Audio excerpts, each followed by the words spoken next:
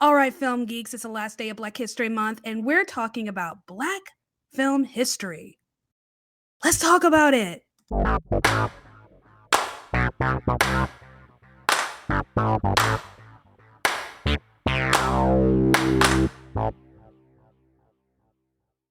What's up, y'all? Welcome back to another episode of All Right, Let's Talk About It. My name is Savannah. I am your host. I do film reviews and film industry commentary.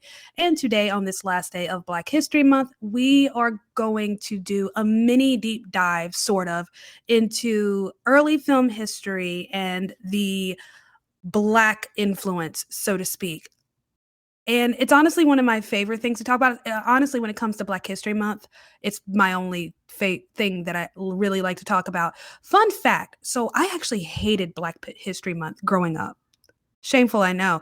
But it wasn't because I didn't like Black history or I didn't like talking about Black history. It was mainly a school thing, especially in middle school. I think once I got to high school, for me, it wasn't made as big of a deal as it was in middle school, but it was especially annoying for me in middle school because I felt like we never learned anything new. It was very repetitive and boring. We talked about the same thing every single year, and I just did not like it. Didn't care for it at all.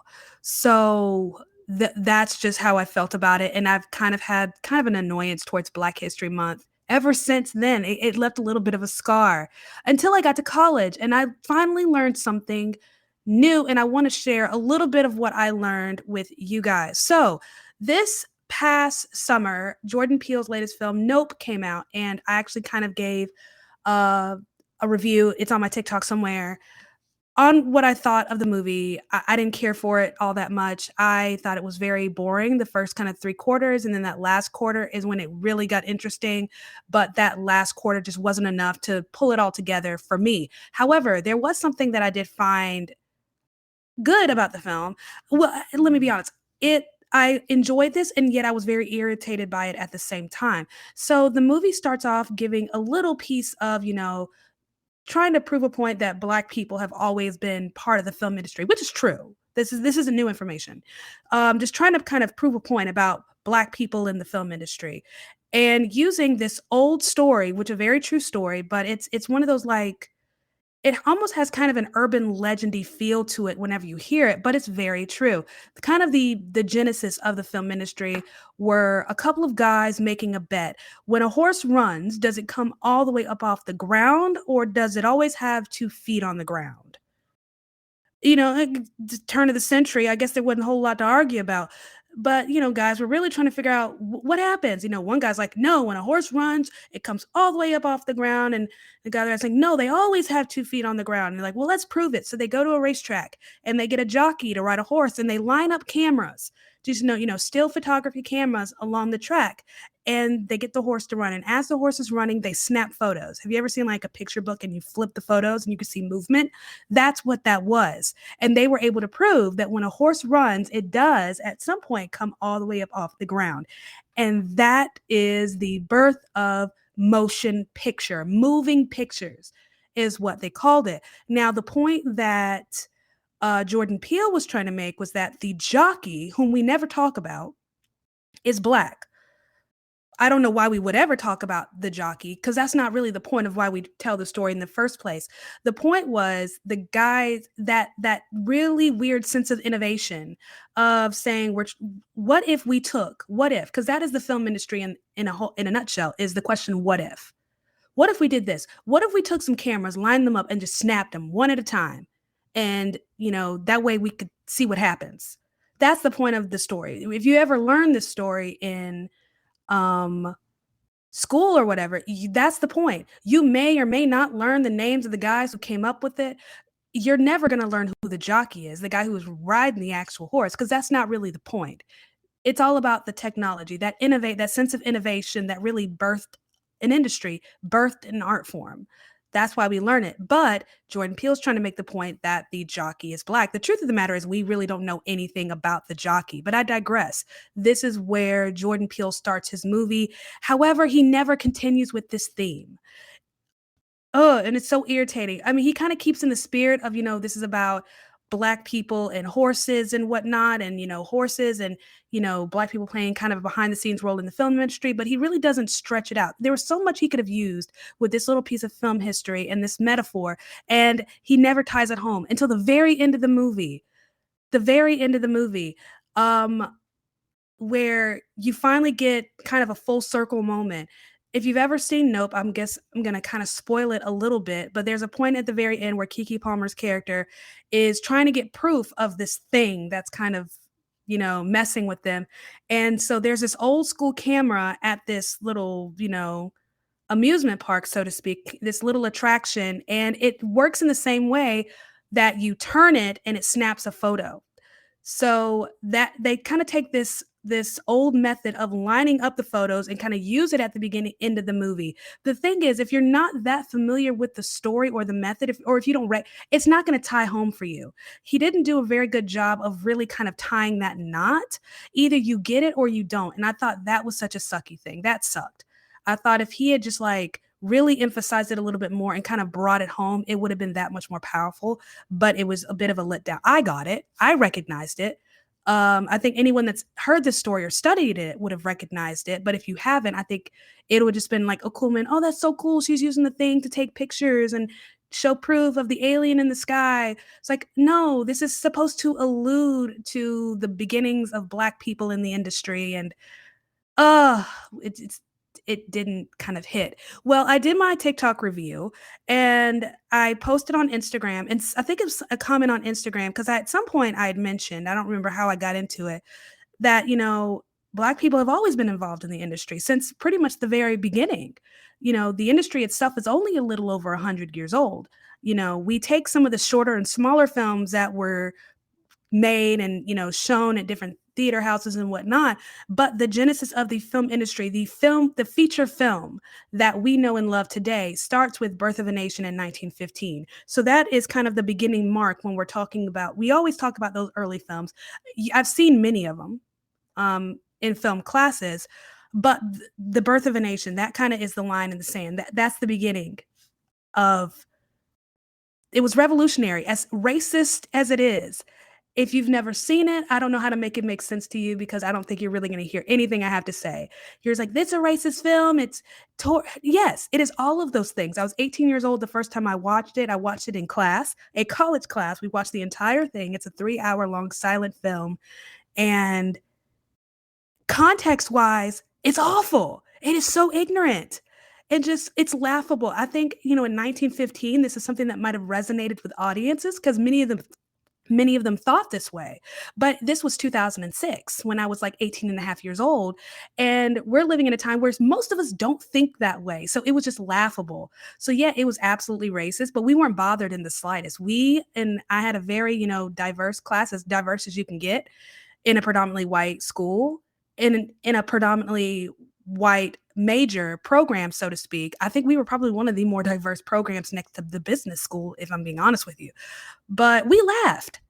We thought it was comical because we thought it was so ridiculous. Like, who thinks like this? This is so dumb. But it's, when you think about that time period and where technology was, it's outstanding. It's incredible. It's why you watch it in film classes, because you can't study film history and not watch Birth of a Nation. I'm sorry, suck it up, get over it. Get over it. You can't do it.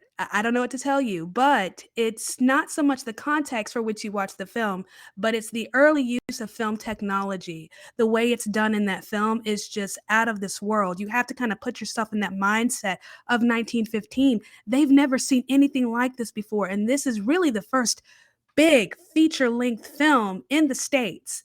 And it creates this brand new art form, the feature film, and we have this brand new industry. However, in spite of how innovative the film is, it left such a stain because of the subject matter and because of the content, this deep, dark, nasty ass racism.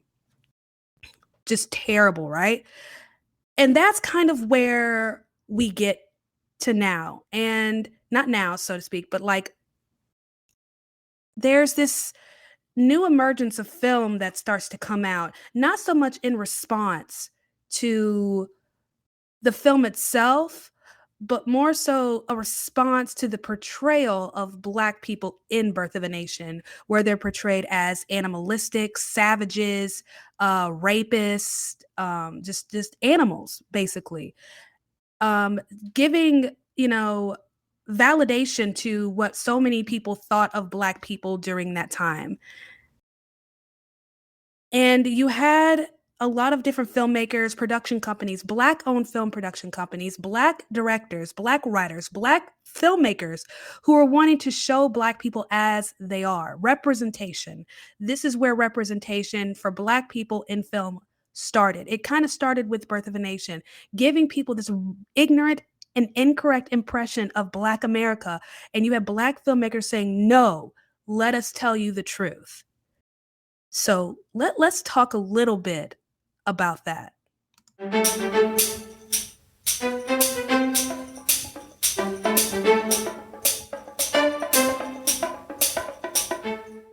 I come out of high school and middle school, just kind of over Black History Month, just done with it because I was sick of learning the same thing every single year.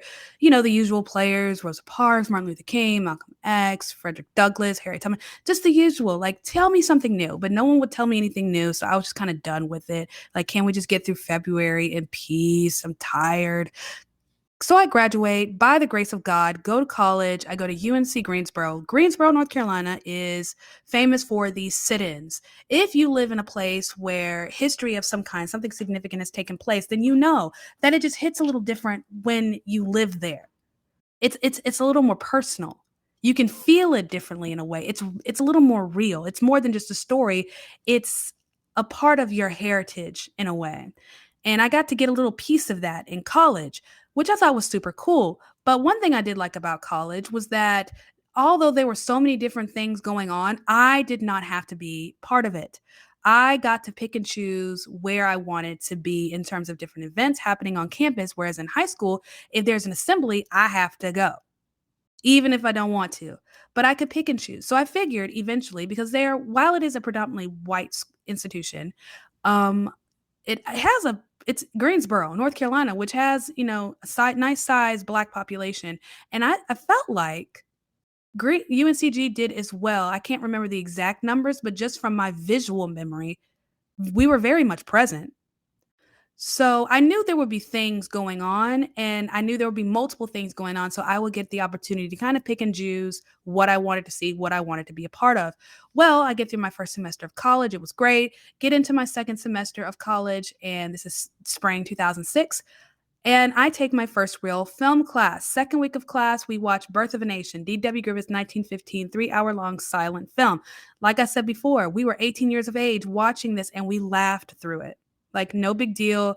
No one, cried. No one got upset. No one got offended. Like, the concept in and of itself that Black people are the enemy and the Klan are the heroes, ridiculous.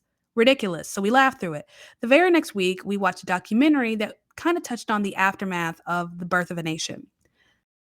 And just kind of seeing how this movie really just shook things up in a negative way, and in a sense, a sort of positive way, because even out of the ashes of this film, something beautiful did rise.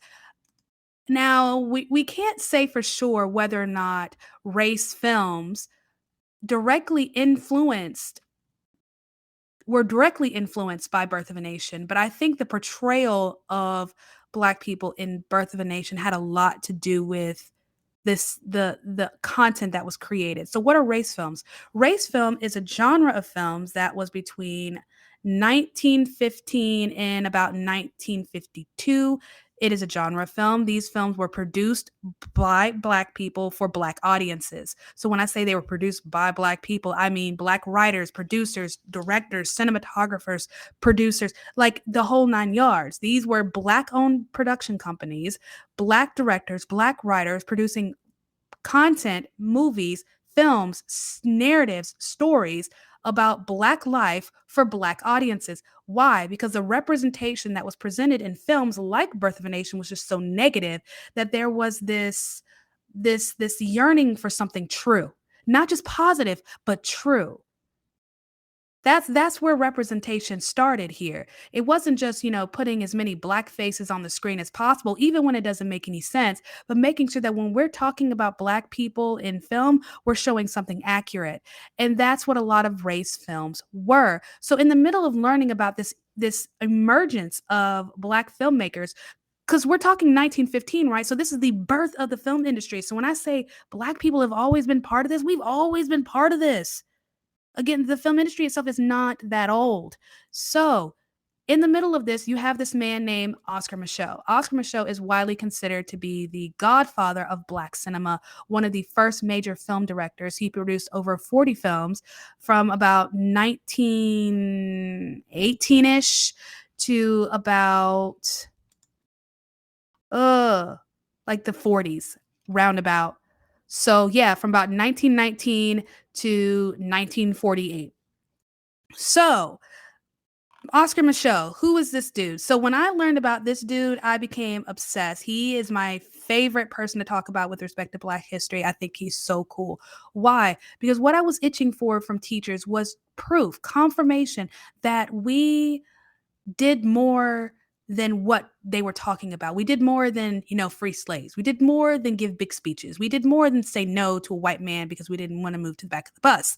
We did more, even in the small, little mundane things of life, like writing novels and creating movies. I wanted to know that stuff. And I got a little bit of that from Oscar Micheaux. So I became obsessed with this dude who was born January 2nd, 1884, in Metropolis, Illinois. He was the fifth of 13 children, and his father was born a slave in Kentucky. Father was born a slave in Kentucky. I'd kind of just keep that notion in your head. So think about this for a hot second. So a lot of these slaves who were freed, you know, after the Civil War, they've been working farms, they were working in kitchens, they were raising children, teaching lessons, preaching, working in businesses as apprentices or what have you, in factories.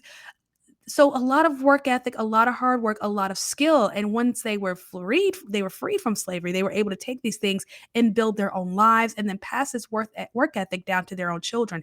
And that's who Oscar Micheaux was. He was a hard worker. Man loved to work, man loved to hustle.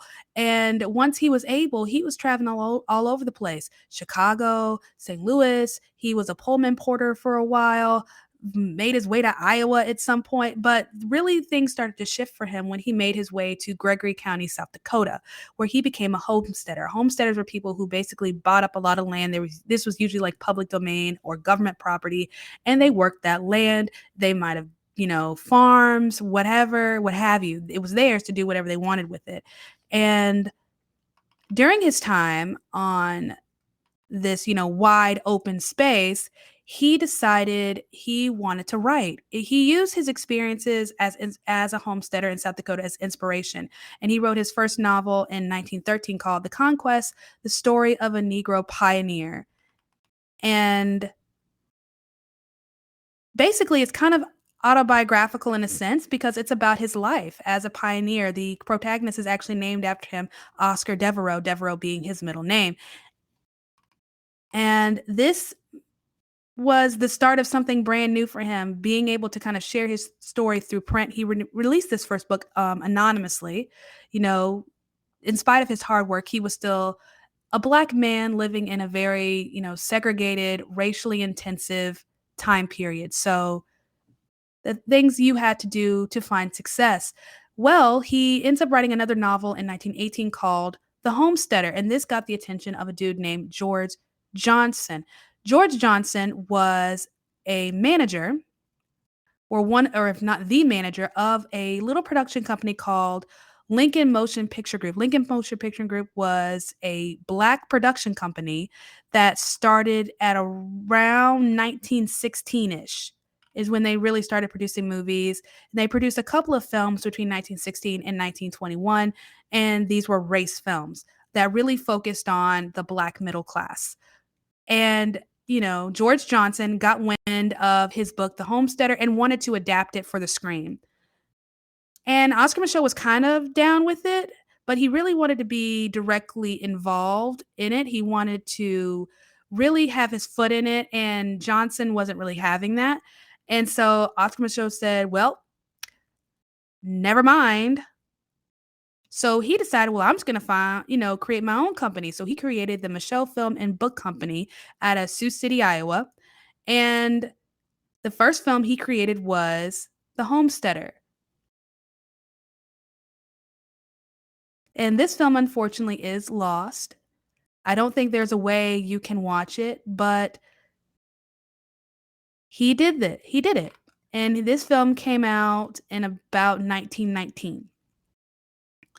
So this man, went from son of a former slave, living on a farm, fifth of 13 kids, hard worker, hustling all over the Midwest, settling as a homesteader, writing a novel about his life, and now he is a film producer and director, creating his own way. So we get to about 1920, right? And this is about 5 years after the birth of a nation. And he comes out with a movie called Within Our Gates. Now, a lot of people will argue, it all depends. A lot of people seem to think that this was a direct response to the birth of a nation. I'm not so sure. But I don't think this was a response so much to the birth of a nation, but I think it was a response, like I said, to the portrayal of Black people in film as, something below dirt. But something that was really important to Oscar Micheaux is that he really wanted to show Black people as they were. He wanted to really change the way people saw Black people, that we weren't just impoverished, that we weren't, just less than, that we weren't animals, we weren't apes. We were human beings who were building our own lives, who had our own middle class. He really wanted to show the world the Black middle class. And so a lot of his films really focused on that. Normal, everyday Black people, no more different than white people living a middle class life. This was representation at its infancy, because now representation looks a little bit different. Representation is all about putting as many Black faces on the screen as possible, even if it doesn't make sense. But representation, when it started, was not so much about showing enough Black people, but showing something true. So that we had kind of representation in Birth of a Nation, even though it's white people in blackface, but it's ignorant, it's wrong, it's incorrect. So Oscar Micheaux is like, no, if I'm going to show Black people in my film exactly as they are, I want to show them as they are, as successful, as smart, as educated, building businesses, building real families, raising their children. And this was so important to him, and it birthed something beautiful. And out of his innovation came this is what helped to expand this genre of race films. So, what a legacy that this man has led. He is an incredible human being, and he's one of my favorite people to study, not just because I enjoy film, but I think just the way he worked so hard and the way he really created and paved a way for so many people within the film industry is incredible to me. And I love talking about him. He was a big fan of Booker T. Washington. I think if you ever study Black history in depth, you have two different types of Black people. You have Booker T. Washington Black people, you have W.E.B. Du Bois Black people. Now, your Booker T. Washington Black people are going to be your Black people who are more education, hardworking, building businesses, building families, yes, we had, a struggle in the beginning, but there's nothing we can't do. That was kind of his mindset, the spirit of Booker T. Washington. And that's the way he lived his life. That's the way he built his business. That's the way he wrote. That's the way he created films. And so Within Our Gates, you can actually, if I'm not mistaken, you can watch that on YouTube. It's beautiful, absolutely beautiful. A lot of his films kind of follow a very similar theme because they do, push kind of the Black middle class. Some of them kind of push this homesteader life, which he was very familiar with as an adult and even as a child, working and growing on a farm. And a lot of his films really kind of highlighted the one drop rule, so to speak. So it was always someone who was a man who might have been in love with a woman who appeared white, but it turns out that she was actually like a quarter Black or something to that effect. But that is the legacy kind of Oscar Micheaux. So What other race films were there? Where can you watch them? Where is the industry now? Let's talk about that for a hot second.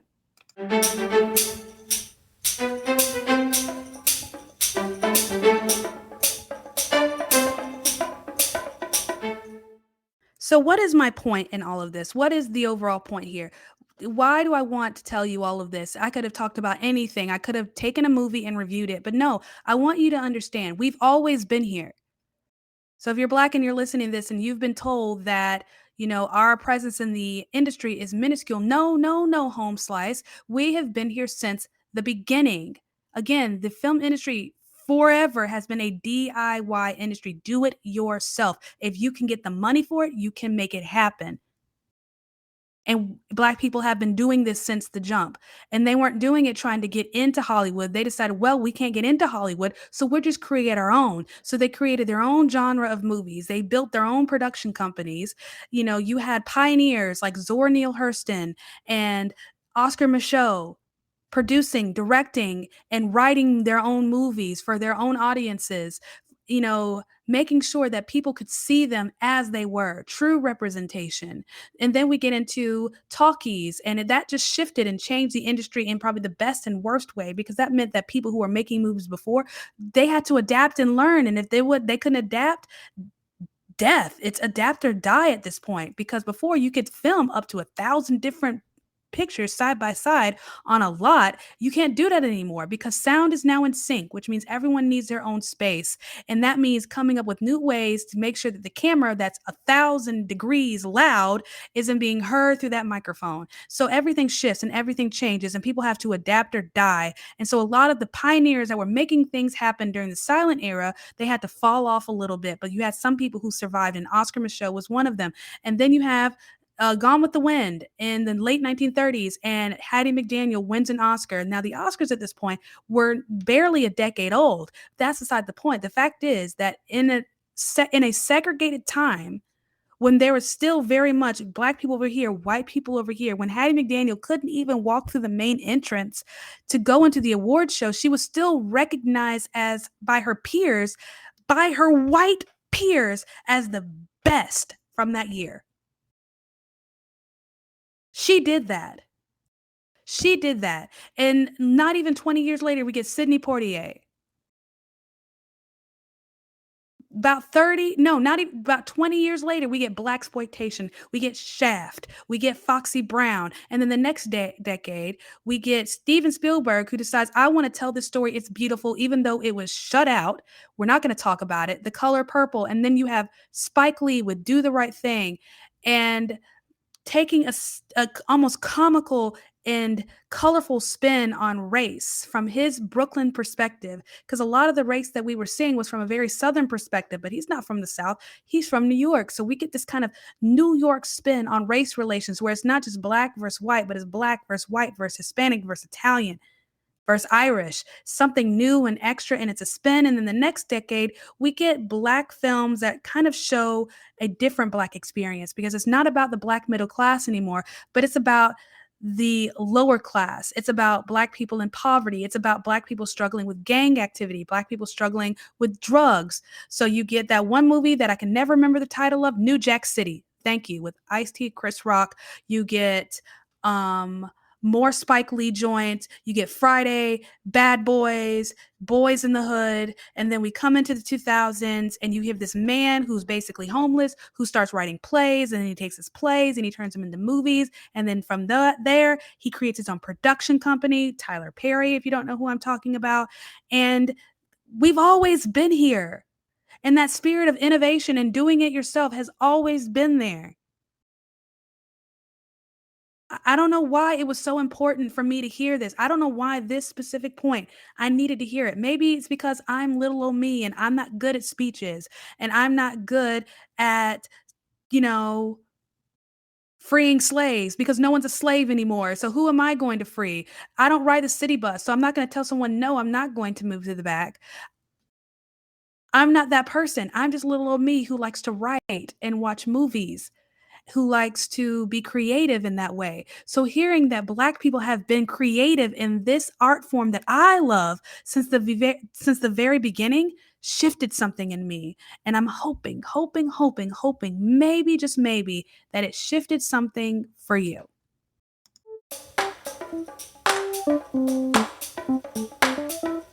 Thank you so much for listening to me rant and rave a little bit about my favorite Black history fact.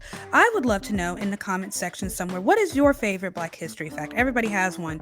And every time I ask this question, I always learn something new because everyone has something they're very passionate about and something that they focus on. And there's always something there that's something no one else has ever heard of. So share it. I want to hear it. Let me know in the comment section your favorite Black history fact on this last day of Black History Month.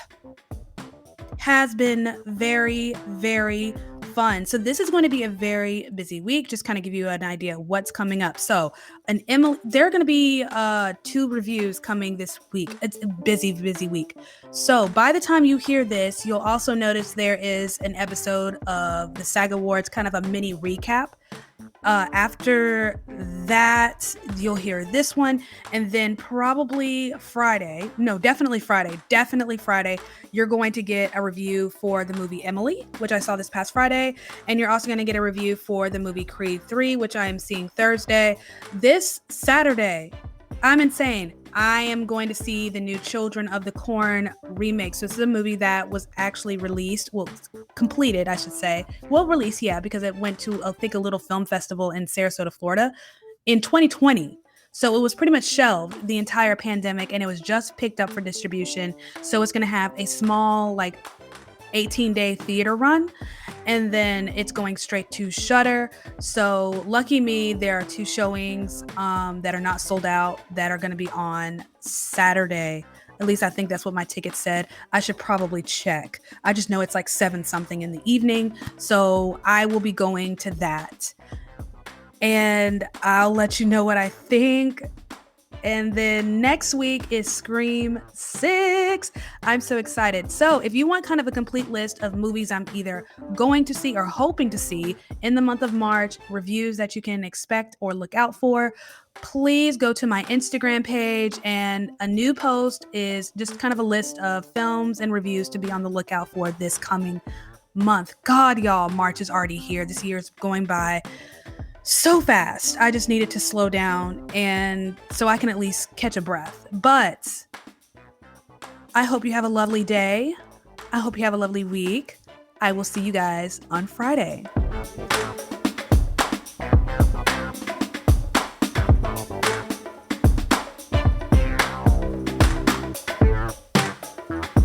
Want to advertise on this podcast? Check the episode description to see how you can be featured on the next episode.